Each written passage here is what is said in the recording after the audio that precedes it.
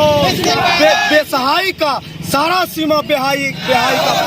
अमित शाह होश में आओ, शर्म करो, शर्म नहीं तो डूब मरो। इनकलाब जिंदाबाद, बोल साथी हल्ला बोल। उसके खिलाफ में उसके साथ किस प्रकार से अपमानजनक टिप्पणी उसके उन पर किया जा रहा है।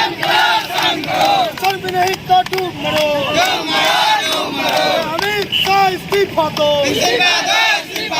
अमित शाह इस्तीफा दो। बाबा साहब का अपमान करना बंद करो, बाबा साहब का अपमान नहीं सहेंगे, बाबा साहब का अपमान नहीं सहेंगे। अमित शाह इस्तीफा दो, नरेंद्र मोदी होश में आओ, नरेंद्र मोदी शर्म करो, शर्म नहीं तो डूब मरो। इनकलाब जिंदाबाद, बोल साथी हल्ला बोल, बोल साथी हल्ला बोल। इनकलाब जिंदाबाद, अमित शाह होश में आओ।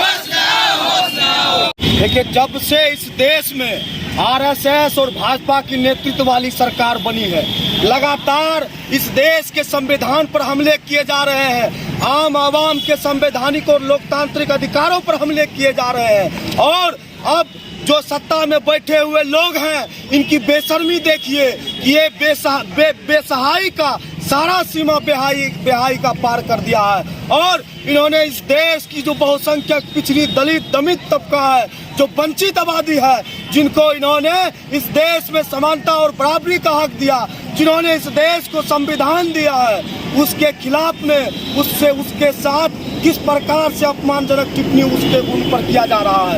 उसके खिलाफ में आज पूरे देश की बहुसंख्यक आबादी आक्रोशित है और सड़क पर खड़े होकर के देश के गृह मंत्री अमित शाह से इस्तीफे की मांग कर रही है।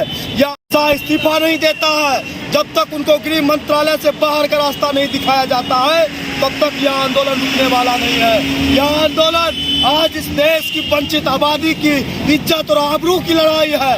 मैं इस देश के हुक्मरान से कह देना चाहता हूँ, आरएसएस और भाजपा के आला कमान से कह देना चाहता हूँ कि अमित शाह जी, मोदी जी, आपके भगवान ने इस देश की बहुसंख्यक और कमजोर आबादी को बराबरी का हक नहीं दिया, समानता का हक नहीं दिया। हजारों वर्षों से उनके साथ दमन और शोषण किया गया, उनके साथ आपके भगवान ने न्याय नहीं किया। लेकिन जब इस धरती पर बाबा साहब भीमराव अंबेडकर आए, तो आज उनके संघर्षों के बदौलत इस देश की बहुसंख्यक आबादी बराबरी के साथ, समानता के साथ और न्याय के साथ जी रहे हैं, इज्जत के साथ जी रहे हैं। आपका भगवान आपके लिए बड़ा हो सकता है, लेकिन बाबा साहब इस देश की बहुसंख्यक आबादी के लिए भगवान है। और अगर आप हमारे भगवान पर उंगली उठाते हैं, उनका अपमान करते हैं, तो हम लोग किसी भी तरह से उनको बर्दाश्त नहीं करेंगे।